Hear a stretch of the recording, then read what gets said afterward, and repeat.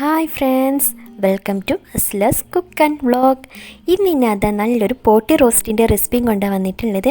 നല്ല അടിപൊളി റോസ്റ്റാണ്, നല്ല കിടിലം റോസ്റ്റാണ്, നല്ല കിടുക്കാച്ചി റോസ്റ്റാണ് കേട്ടോ. പിന്നെ ഞാൻ അതിനായിട്ട് എടുത്തിട്ടുള്ള ബീഫിൻ്റെ പോട്ടിയാണ്. അപ്പോൾ നമുക്ക് വീഡിയോയിലോട്ട് പോവാം. അതിന് മുമ്പായിട്ട് എൻ്റെ ചാനൽ സബ്സ്ക്രൈബ് ചെയ്യാത്ത ഏതെങ്കിലും കൂട്ടുകാരുണ്ടെന്നുണ്ടെങ്കിൽ ഒന്ന് സബ്സ്ക്രൈബ് ചെയ്ത് സപ്പോർട്ട് ചെയ്തേക്കണേ. ഞാനിവിടെ 1/2 കിലോ ബീഫിൻ്റെ പോട്ടിയാണ് എടുത്തിട്ടുള്ളത്. നന്നായിട്ട് കഴുകി വൃത്തിയാക്കി വെച്ചിട്ടുള്ള ബീഫിൻ്റെ പോട്ടിയാണ്. ഇത് നമുക്ക് കുക്കറിലോട്ട് ഇട്ട് കൊടുക്കണം. കുക്കറിലോട്ട് ഇട്ട് കൊടുത്തതിന് ശേഷം ഒരു 16 അടി അടിച്ചെടുക്കണം. എങ്കിലേ ഈ ബീഫിൻ്റെ പോട്ടി നന്നായിട്ട് കുക്കായി കിട്ടുള്ളൂ കേട്ടോ. ഞാൻ ഫസ്റ്റിൽ അടി അടിച്ചതിന് ശേഷം ഇതിൻ്റെ വെള്ളമൊക്കെ മാറ്റി കളയുന്നുണ്ട്. എന്നിട്ടാണ് 16 അടി അടിച്ചെടുക്കുന്നത്. ഇനി ഇതിലോട്ട് ഞാൻ 1/2 ടേബിൾ സ്പൂൺ മഞ്ഞൾപ്പൊടി ഇട്ട് കൊടുക്കുകയാണ്. 1.5 ഗ്ലാസ് വെള്ളമാണ് ഞാനിപ്പോൾ ഫസ്റ്റായിട്ട് ചേർത്ത് കൊടുക്കുന്നത്. ഇനി ഇതിലോട്ട് കുറച്ച് ഉപ്പിട്ട് കൊടുക്കുന്നുണ്ട്. എന്നിട്ട് ഇത് ജസ്റ്റ് ഒന്ന് മിക്സ് ചെയ്തതിന് ശേഷം കുക്കർ ഒന്ന് അടച്ച് വെച്ചിട്ട് ഒന്ന് കുക്ക് ചെയ്തെടുക്കാം. പിന്നെ ഫസ്റ്റത്തെ അടി അടിച്ചിട്ട് ഇതിൻ്റെ വെള്ളം മാറ്റണം, അല്ലാന്നുണ്ടെങ്കിൽ തിളപ്പിച്ച് വെള്ളം മാറ്റിയാലും മതി. ഇനി നമുക്കിത് നന്നായിട്ട് കുക്ക് ചെയ്തെടുത്തിട്ട് വരാം കേട്ടോ. ഇനി ഇതിലോട്ടുള്ള മസാല ഉണ്ടാക്കിയെടുക്കാം. അതിന് വേണ്ടിയിട്ട് അടികട്ടിയായിട്ടുള്ള ഒരു പാത്രം വെക്കാം. ഈ പാത്രം നന്നായി ചൂടായി വരുമ്പോൾ അതിലോട്ട് 2 ടേബിൾ സ്പൂൺ വെളിച്ചെണ്ണ ചേർത്ത് കൊടുക്കാം. വെളിച്ചെണ്ണയിൽ ഉണ്ടാക്കിയെടുക്കുമ്പോഴാണ് കൂടുതൽ ടേസ്റ്റ് കേട്ടോ. ഇനി ഇതിലോട്ട് ഒരു 8 ചെറിയ ഉള്ളി ചതച്ചൊന്നും ചേർക്കണ്ട, അങ്ങനെ നേരിട്ട് ചേർത്ത് കൊടുത്താൽ മതി. ഇത് നന്നായിട്ട് വഴറ്റിയെടുക്കാം. ജസ്റ്റ് ഇത് നന്നായിട്ടൊന്ന് വാടി വരുന്ന സമയത്ത് ഇതിലോട്ട് ഇഞ്ചി, ചെറിയൊരു കഷ്ണം ഇഞ്ചി അരിഞ്ഞ് വെച്ചതാണ്, ഇതിട്ട് കൊടുക്കാം. അതേപോലെ ഒരു കുടം വെളുത്തുള്ളി ഉണ്ട്, അതിട്ട് കൊടുക്കാം. ചെറിയൊരു കുടം വെളുത്തുള്ളിയാണ്, അതിട്ട് കൊടുക്കാം. എന്നിട്ട് നന്നായിട്ട് വഴറ്റിയെടുക്കാം കേട്ടോ. ഇതുപോലെ മസാല ഉണ്ടാക്കിയെടുക്കുകയാണെങ്കിൽ നല്ല ടേസ്റ്റാണ് കേട്ടോ, നല്ല അടിപൊളി ടേസ്റ്റാണ്. ഇതേപോലെ മസാല ഒക്കെ ഉണ്ടാക്കിയിട്ട് നമുക്ക് ഫ്രിഡ്ജിലൊക്കെ സ്റ്റോർ ചെയ്ത് വെക്കാം. ഇനി ഞാൻ ഇതിലോട്ട് കുരുമുളകാണ് ചേർത്ത് കൊടുക്കുന്നത്. ഇത് 1.5 ടേബിൾ സ്പൂൺ കുരുമുളകുണ്ട്. സ്പൈസി ഒരുപാട് ഇഷ്ടമുള്ളവർക്കാണെന്നുണ്ടെങ്കിൽ 2.5 ടേബിൾ സ്പൂൺ വരെ കുരുമുളക് ചേർത്ത് കൊടുക്കാം. ഇനി ഇത് നന്നായിട്ട് വഴറ്റിയെടുക്കാം. ജസ്റ്റ് ഒന്ന് നന്നായിട്ട് വാടി ഒന്ന് മൂത്ത് വരണം.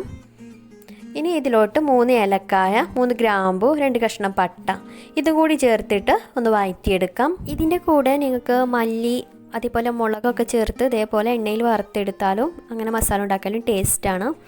ഇനി ഇതിലോട്ട് ജീരകം ചേർത്ത് കൊടുക്കണം. ഞാൻ 2 സൈസ് ജീരകവും ചേർത്ത് കൊടുക്കുന്നുണ്ട്. 1/4 ടേബിൾ സ്പൂൺ ചെറിയ ജീരകവും 1/2 ടേബിൾ സ്പൂൺ വലിയ ജീരകവും ഇതും കൂടി ചേർത്ത് കൊടുത്തിട്ട് നന്നായിട്ട് മൂപ്പിച്ചെടുക്കാം കേട്ടോ. ഞാനിവിടെ ഉണ്ടാക്കിയെടുക്കുന്നത് 1 കിലോ പോട്ടിയിലോട്ടുള്ള മസാലയാണ്. അപ്പോൾ നിങ്ങൾ എടുക്കുന്ന ഇൻഗ്രീഡിയൻസിനനുസരിച്ചിട്ട് മാറ്റങ്ങളൊക്കെ വരുത്താം കേട്ടോ. നിങ്ങളിപ്പോൾ എത്ര പോട്ടി എടുക്കണം അതിനനുസരിച്ചിട്ട് മാറ്റങ്ങൾ വരുത്താം. ഇനി ഞാനിവിടെ ഒരു തണ്ട് കറിവേപ്പില, ഈ കറിവേപ്പിലയും കൂടി ഇട്ടിട്ട് ഒന്ന് വഴറ്റിയെടുക്കാം. ഇപ്പം നമ്മുടെ മസാല ഒക്കെ റെഡിയായി വന്നിട്ടുണ്ട്. ഞാൻ സ്റ്റൗ ഒന്ന് ഓഫ് ചെയ്യാം. ഇതൊന്ന് ചൂടാറിയതിന് ശേഷം മിക്സിയിലിട്ട് നന്നായിട്ട് പേസ്റ്റ് രൂപത്തിൽ അരച്ചെടുത്ത് വരാം. ഞാനിപ്പോൾ സെയിം പാത്രം തന്നെയാണ് എടുത്തിട്ടുള്ളത്. അതിലോട്ട് ഞാനൊരു 3 ടേബിൾ സ്പൂൺ വെളിച്ചെണ്ണ ചേർത്ത് കൊടുത്തിട്ടുണ്ട്. ഇത് നന്നായിട്ട് ചൂടായി വരുമ്പോൾ സവാള ചേർത്ത് കൊടുക്കണം. ഞാനിവിടെ 2 മീഡിയം സൈസ് സവാളയാണ് എടുത്ത് വെച്ചിട്ടുള്ളത്. അതിനി ഇതിലോട്ട് ചേർത്ത് കൊടുക്കാം. ഇനി ഇത് നന്നായിട്ടൊന്ന് വഴറ്റിയെടുക്കാം. ഒരു ചെറിയൊരു ബ്രൗൺ കളർ ആവുമോളം നമുക്ക് വഴറ്റി കൊടുക്കാം. പൊട്ടിയിലോട്ടുണ്ടാക്കിയ മസാല ഉണ്ടല്ലോ, ആ മസാല നിങ്ങൾക്ക് ഫ്രൈ ചെയ്യുമ്പോൾ യൂസ് ചെയ്യാം കേട്ടോ. ഇപ്പോൾ സവാളൊക്കെ നന്നായി വാടി വന്നിട്ടുണ്ട്. ഇതിലോട്ടൊരു 1/4 ടേബിൾ സ്പൂൺ മഞ്ഞൾപ്പൊടി, 1 ടേബിൾ സ്പൂൺ മല്ലിപ്പൊടി, 1/2 ടേബിൾ സ്പൂൺ മുളകും പൊടി, ഈ 3 മസാല പൗഡറും ചേർത്തിട്ട് നന്നായിട്ടൊന്ന് വഴറ്റിയെടുക്കാം.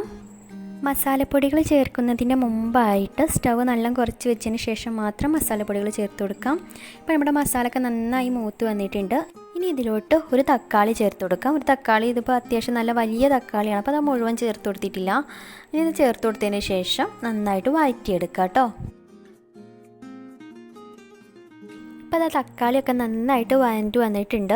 ഇനി ഇതിലോട്ട് നേരത്തെ അരച്ചെടുത്തിട്ടുള്ള മസാലക്കൂട്ട് ചേർത്ത് കൊടുക്കാം. ഞാനിവിടെ ഒരു 1.5 ടേബിൾ സ്പൂൺ മസാലയാണ് ചേർത്ത് കൊടുക്കുന്നത്. ഈ ഒരു മസാലയും കൂടി ചേർത്തെടുത്ത് നന്നായിട്ടൊന്ന് വഴറ്റിയെടുക്കാം. ഈ മസാലയൊക്കെ ഒന്ന് ചേർത്ത് വഴറ്റി വരുമ്പോൾ തന്നെ നല്ലൊരു സ്മെല്ലാണ് കേട്ടോ വരുന്നത്. ഇനി ഇതിലോട്ട് നേരത്തെ വേവിച്ചെടുത്തിട്ടുള്ള ബീഫിൻ്റെ പോട്ടി ചേർത്ത് കൊടുക്കാം. ഈ പോട്ടി കൂടി ചേർത്തിട്ട് നന്നായിട്ട് നമുക്ക് മിക്സ് ചെയ്തെടുക്കാം. അപ്പോൾ ഇതിൽ വെള്ളമൊക്കെ ഉണ്ട്, ഇതിൻ്റെ ചാറ് വേണമെങ്കിൽ എനിക്ക് ഒഴിവാക്കാവുന്നതാണ്. ഞാൻ അത് ഒഴിവാക്കിയിട്ടില്ല, നേരിട്ട് അങ്ങനെ ചേർത്ത് കൊടുത്തതാണ്. ഇനി ഇത് നന്നായിട്ട് കുറുക്കിയെടുക്കണം കേട്ടോ. നമ്മൾ റോസ്റ്റ് പരുവത്തിലാക്കിയെടുക്കാം. ഇപ്പം ഞാനിതവിടെ നന്നായിട്ട് കുറുക്കിയെടുത്ത് നല്ല റോസ്റ്റ് പരുവത്തിലാക്കി എടുത്തിട്ടുണ്ട്. കാണാൻ തന്നെ നല്ല ഭംഗിയില്ലേ, നല്ല ടേസ്റ്റാണ്. പിന്നെ ഇതിൻ്റെ മസാലയാണ് കേട്ടോ, സൂപ്പർ മസാല. അപ്പോൾ എല്ലാവരും ഇതേപോലെ തന്നെ ഒന്ന് ഉണ്ടാക്കി നോക്കിയിട്ട് അതിൻ്റെ ഫീഡ്ബാക്ക് ഒന്ന് അറിയിക്കണം. നല്ല ടേസ്റ്റാണ്, നല്ല കിടിലൻ ടേസ്റ്റാണ്. അത്രയും ടേസ്റ്റ് ആയതുകൊണ്ടാണ് ഞാൻ നിങ്ങളോട് പറയുന്നത്. ഇനി ഇതിലോട്ട് 2 തണ്ട് കറിവേപ്പിലയും കൂടി ഇട്ടിട്ട് നമുക്ക് സ്റ്റവ് ഒന്ന് ഓഫ് ചെയ്യാം. അപ്പോൾ നല്ല അടിപൊളിയായിട്ട് റെഡി ആയിട്ടുണ്ട്. നല്ല ടേസ്റ്റിയാണ് ഇത് കഴിക്കാനായിട്ട് കേട്ടോ. ഞാൻ പിന്നെയും ടേസ്റ്റ് ചെയ്യാമെന്ന് പറയുമ്പോൾ നിങ്ങൾക്ക് തന്നെ കേൾക്കുമ്പോൾ എന്തോ പോലെ തോന്നും, പക്ഷെ അത്രയും ടേസ്റ്റി ആയതുകൊണ്ടാണ് ഞാൻ പറയുന്നത് കേട്ടോ. അത്രയും ടേസ്റ്റാണ്.